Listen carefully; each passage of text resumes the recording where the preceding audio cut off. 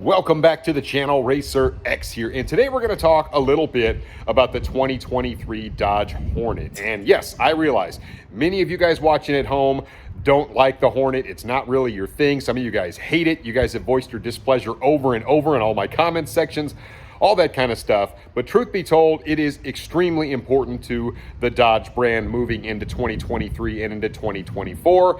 And lately, Dodge has been putting out all sorts of commercials about the Buzz, the Hornet. And so today I'm going to show you their newest commercial. We're going to unpack that just a little bit. I'm also going to give you a little bit of information about some of the other things I found out about the Hornet when I did a little bit of research. So it should be a fun little video. If you guys are brand new to my channel, please don't forget to hit the subscribe button, and also don't forget to hit that notification bell so you guys know when my new content comes out and you can be one of the first to watch it. And off we go. T-minus 15 seconds.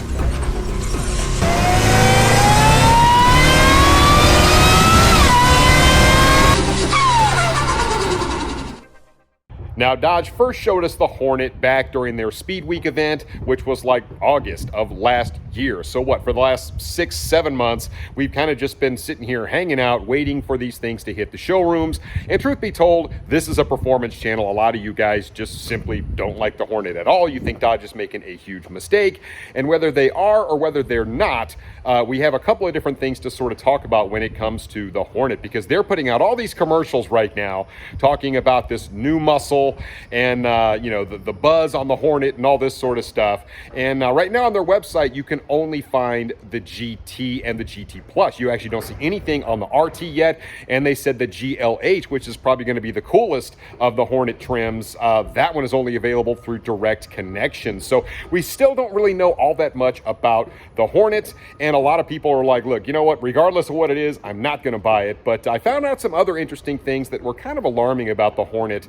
So I want to talk about that. But first, let's look at their newest commercial and see what you think. There's a new breed of Hornet sweeping the nation. The swarm has taken all of Michigan and is now headed, well, everywhere else. They're so powerful and fast and unlike anything I've ever seen in my whole entire life. Like, dude, this is crazy. They've been speaking to us in code for years. Now they're finally here. These Hornets are not natural. They're engineered. My guy on the inside said they cannot be domesticated. This time, there's nothing we can do to stop them. Please remember to remain calm and don't panic. Are you picking this up? Officials are asking people to stay alert. Is this for real? I can't work like this. I don't get paid enough for this. Wake up, sheeple. What world are we living in? This is the swarm we've been waiting for. This is a creature from hell. Let me feel your sting!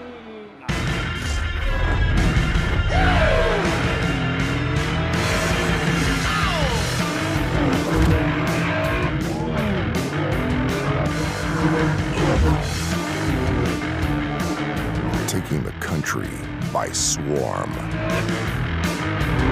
The all-new Dodge Hornet. It looks pretty serious. It does.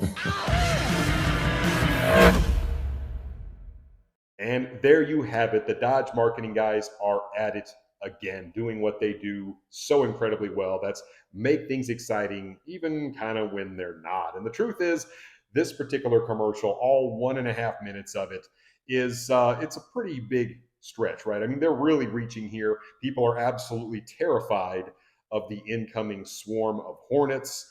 At one point, the lady says, you know, she's terrified because they're so fast.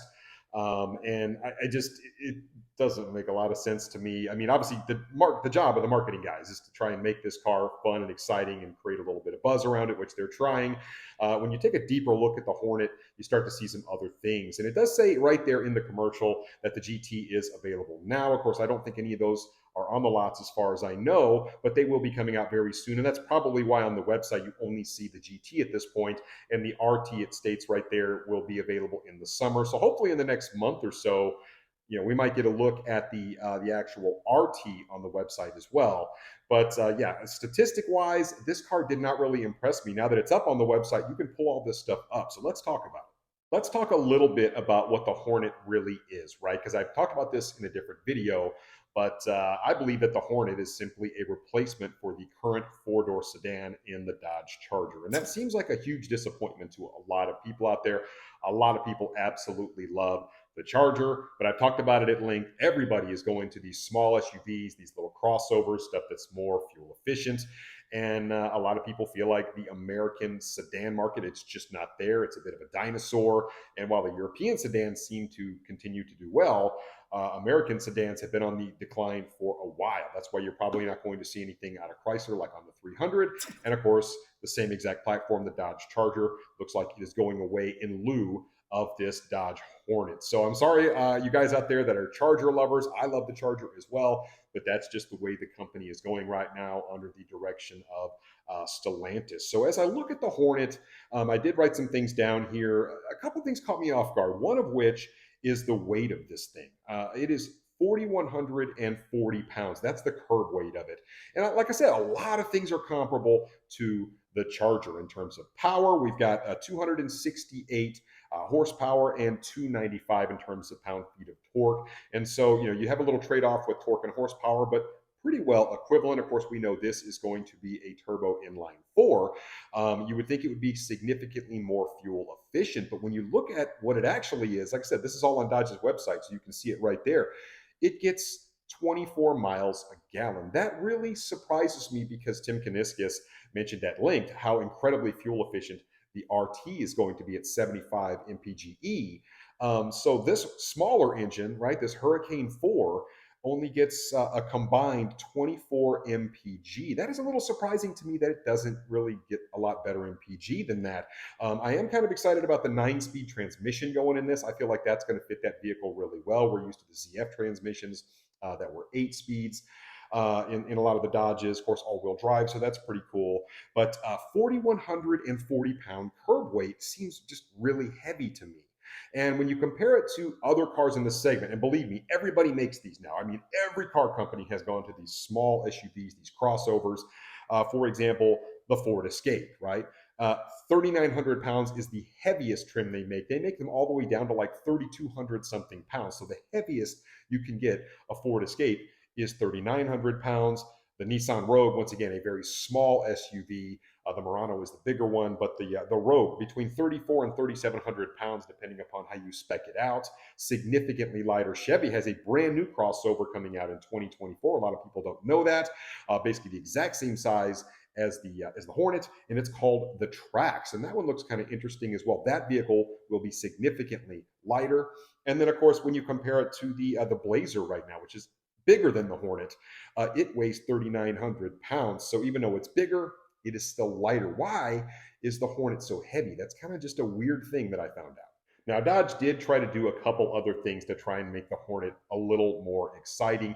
On the GT, you don't really get quite as much, although you can get some upgraded interior bits and some upgraded brakes. But the RT, they tried to give it more of a track focused, like, bigger brake setup with a suspension and some other things to try and make it exciting. At the end of the day, the car kind of is what it is. They did add that push-to-pass system in the RT. Of course, the GT, you don't get that because you're dealing with just a straight inline turbo 4, whereas in the RT, you're going to get the electric assist in that. So they were able to develop this kind of push-to-pass system. I don't know of anybody else that's doing that right now, but it might be pretty gimmicky, right? It's just a button you push. I think it gives you an extra, I don't know what it is, 50 or 75 horsepower. Still kind of waiting to find out more about that.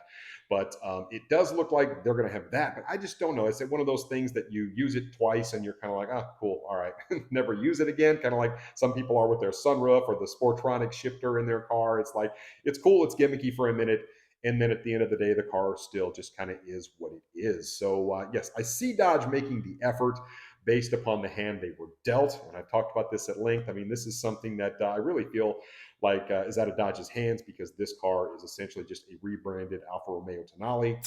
And you know what? They're trying to make the best of it and make it as Dodge as they can, but it's pretty hard to do with this platform. Now, I will touch on the GLH for just a moment because not a lot of people are talking about that. That was the trim that really excited me when I saw it at both Speed Week and SEMA. And they're really not giving us hardly anything about this. I don't know how you even order a car through direct connection. Yeah, I mean, I realize that's kind of their thing with the Banshee as well, right? They're going to have a way for you to pay for a software update, which will get you more power. But if you're looking at an entire trim coming from direct connection, that is a completely new way to do things. And so I'm still a little curious how that's going to work and what power plant will be under the hood of that. I kind of hope it's the Cat 3 Hurricane engine, the inline 6-cylinder that makes 500 something horsepower. We'll see if they tone it down a little bit if that's what goes in it, or they leave it as is. But I mean, massive torque at fairly low RPMs with that would make that car actually pretty fun and unique to drive, I think. But anything less than that, I kind of feel like there won't be a whole lot more to talk about past the RT. So we'll just have to wait and see what they give us with the GLH.